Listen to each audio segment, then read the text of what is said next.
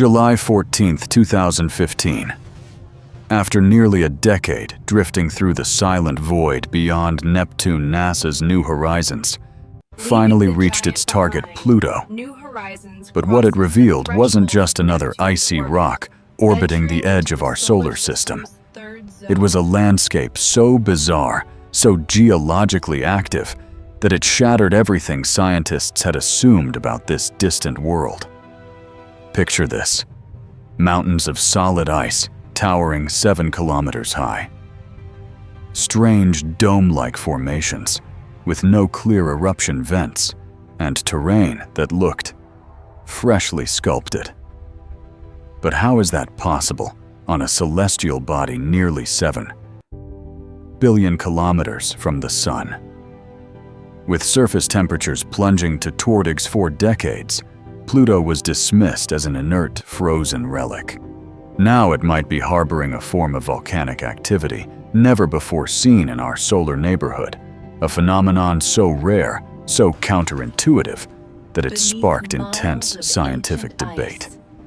Could it be that beneath this dwarf planet's frozen crust lies a secret source of inner heat? And if so, what force is powerful enough to drive that heat? Tidal forces, radioactive decay, or something even more mysterious? Today, we dive deep into the hauntingly beautiful images and disturbing anomalies. New Horizons uncovered details that suggest Pluto might be more alive than we ever imagined. And at the center of it all is a chilling question.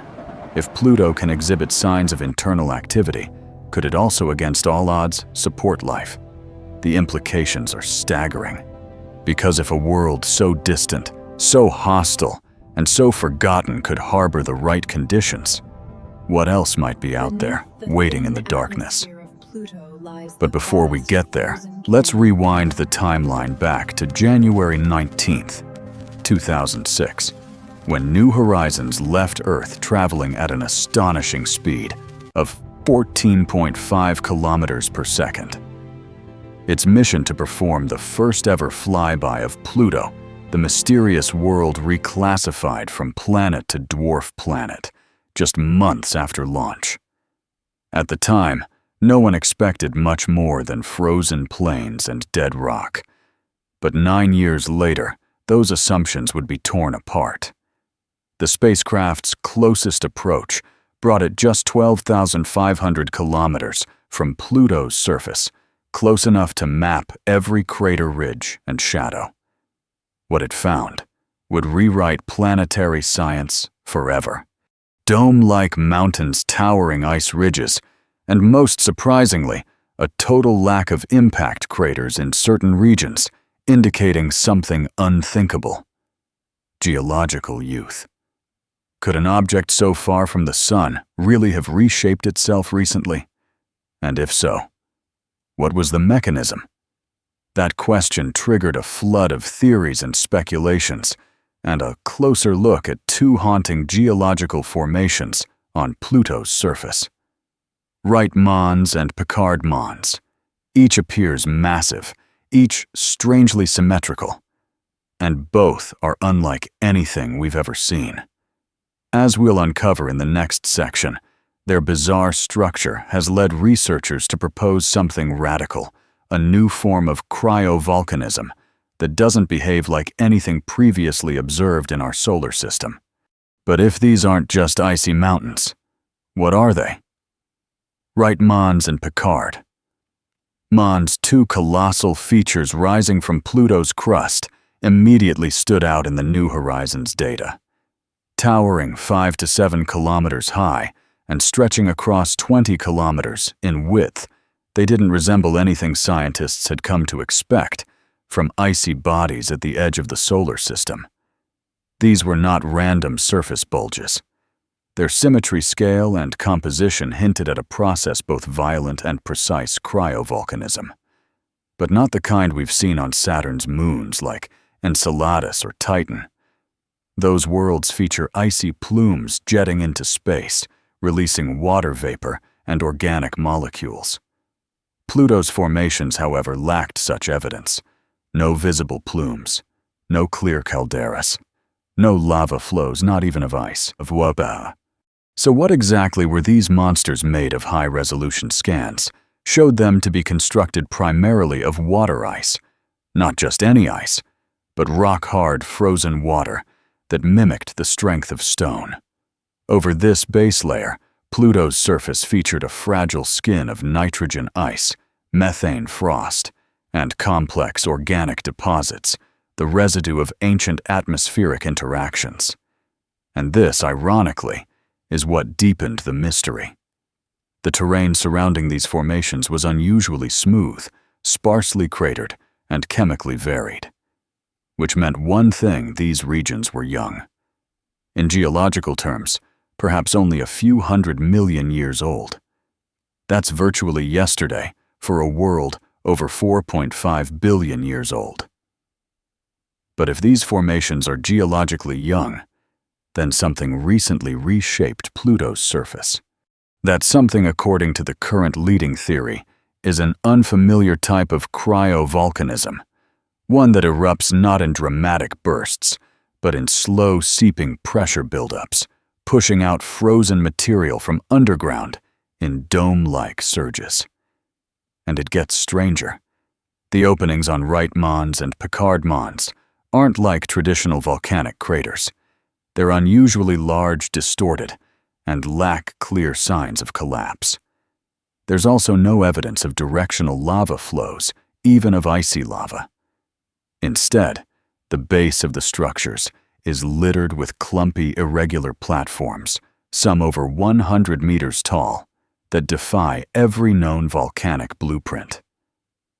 It's as if these mountains grew not by explosion, but by inflation, swelling from beneath the crust layer by layer, as subsurface ice pushed upward through multiple vents. According to NASA scientists, this could only happen if Pluto's interior remains warm enough to keep water in a semi-liquid state. And that's the core contradiction. How can a body orbiting so far from the sun, where solar energy is negligible, maintain such internal heat? The answer may lie in two sources. First, radioactive decay. The slow breakdown of elements like uranium and thorium in Pluto's rocky core, which can produce heat over billions of years. Second, tidal forces. Pluto's relationship with its large moon Charon is unique. The two bodies are tidally locked, constantly presenting the same face to each other, a gravitational dance that may generate internal friction, heating the dwarf planet's insides. Could this explain the energy needed for cryovolcanism? Or are we still missing a fundamental piece of the puzzle? What if the answer is even more unsettling?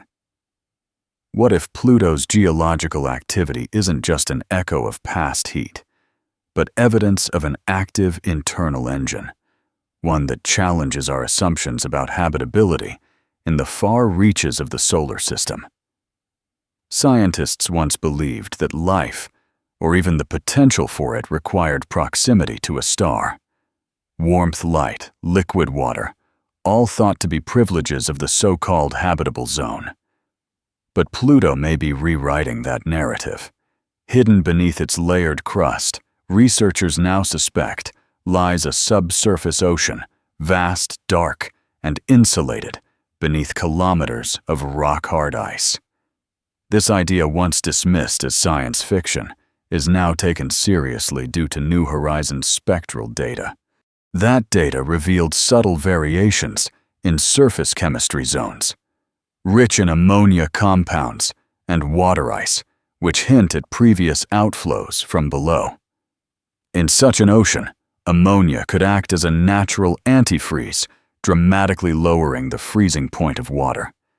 In fact, lab simulations show that even at 200 degrees Celsius, an ammonia-water mix could remain partially liquid under pressure. That's not just a chemical curiosity, it's a potential medium for life. And not just any life. Extremophiles organisms that survive in high-pressure, low-temperature environments have already been discovered right here on Earth. In the crushing darkness of the Antarctic subglacial lakes, Microbial colonies have been found surviving entirely without sunlight, feeding on chemical reactions between rock and water. Could something similar exist under Pluto's icy skin? The idea has stunned parts of the scientific community. If Pluto, a distant dwarf planet, can maintain liquid water and geological activity, then the criteria for life-sustaining environments expand drastically.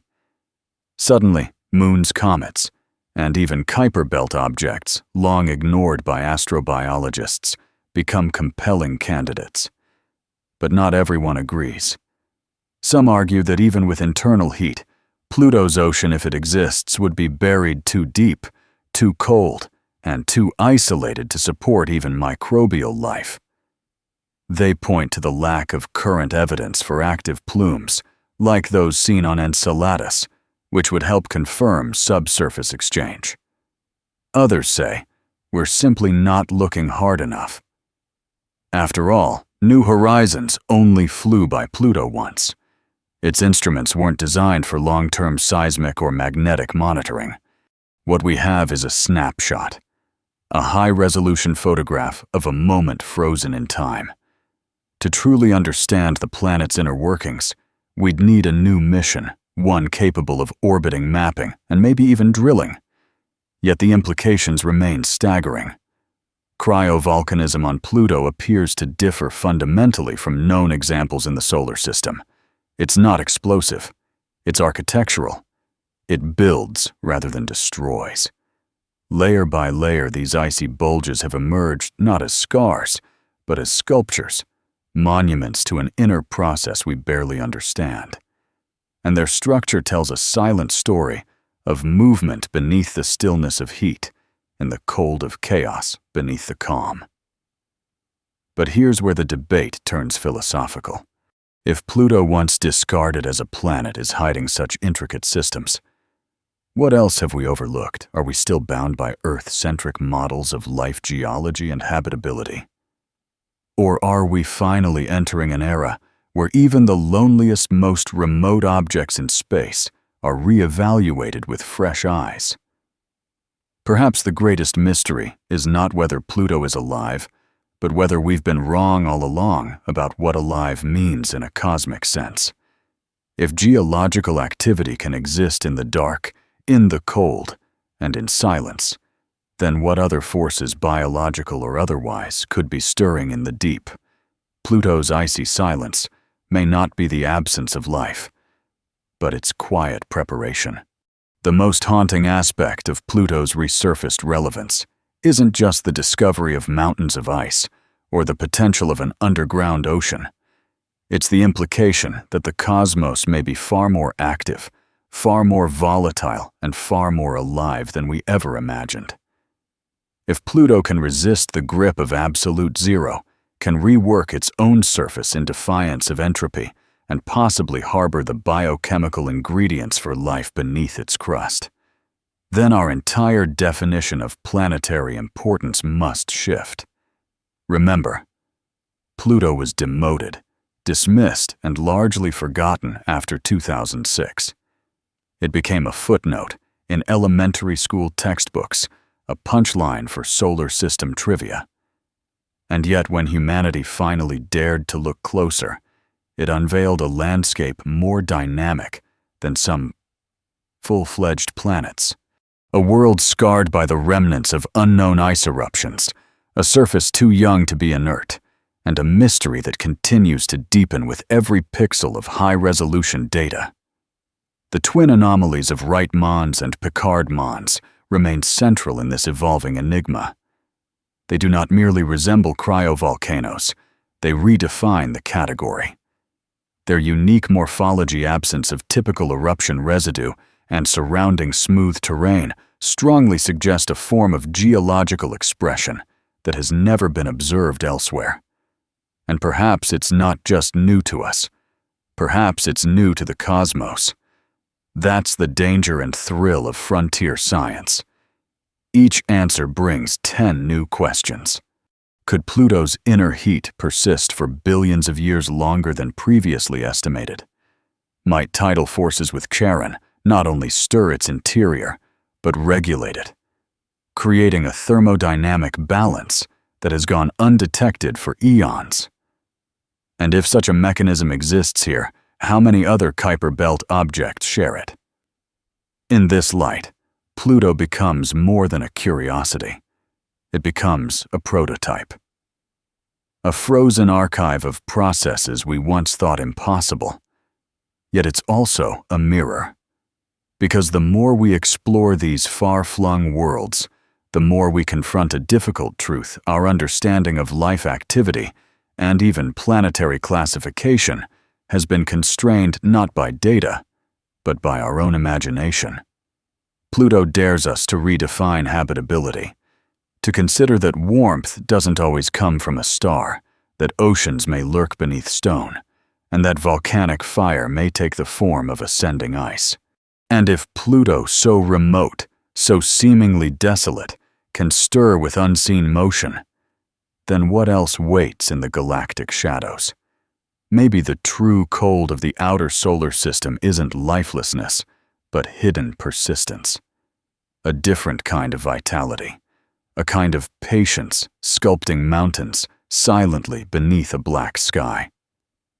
So the final question is not what is Pluto, but what have we failed to recognize in the rest of the cosmos? Because it didn't fit our expectations. Are we on the brink of realizing that our solar system's quietest corners may hold its loudest secrets?